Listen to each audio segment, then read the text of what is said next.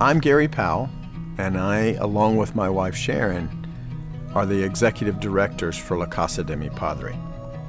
Originally, we had found a group of kids that were abandoned in an old abandoned house, living in a downtown area.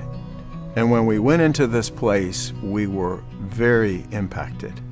You see, we walked into a place that was falling apart. It had holes in the ceiling this big. The walls were crumbling, and there were 59 children inside this home. They were living there with a lady called Tia Ana, and they were existing, if nothing more. The floors were cracked. The conditions were deplorable. The kids were full of lice and scabies.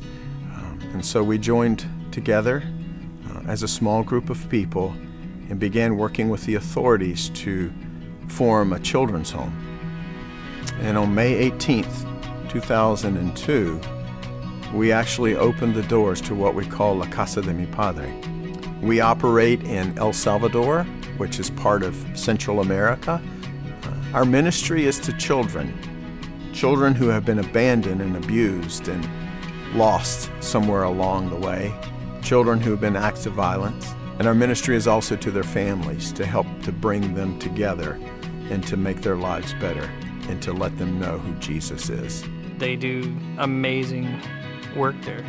The Powells have taken it upon themselves to meet a need in a part of the world where these kids really wouldn't get a fair shot. They are not only giving these kids family, but they're showing them Christ in a way that is incredible and growing them to be Christ-minded adults.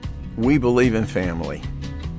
You see, 80% of the children that live in El Salvador do not have a father figure in their lives. And so our model is to model a healthy, Christian, loving family. The idea is that we want to help them not only economically, but we also try to really work about healing the hearts, and the reasons that our kids have been abandoned and abused is often generational patterns that have come down. And I mean, they truly are breaking the cycle. And it's incredible to see the way they act now after being through all that.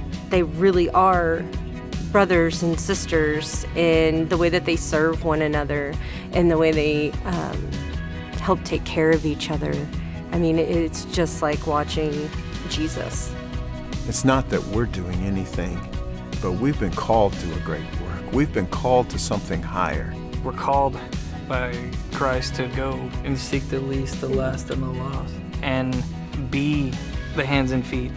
And we're grateful and thankful for you guys that have come along since the early days to help support that ministry, to help us to be able to reach out and in many cases be mom and dad to these children, but more than that, to be our Father's hands and arms, to hold them and lead them into a different understanding of what it means to have a father, what it means to have an earthly father, what it means to be loved, and to have hope for a very different future.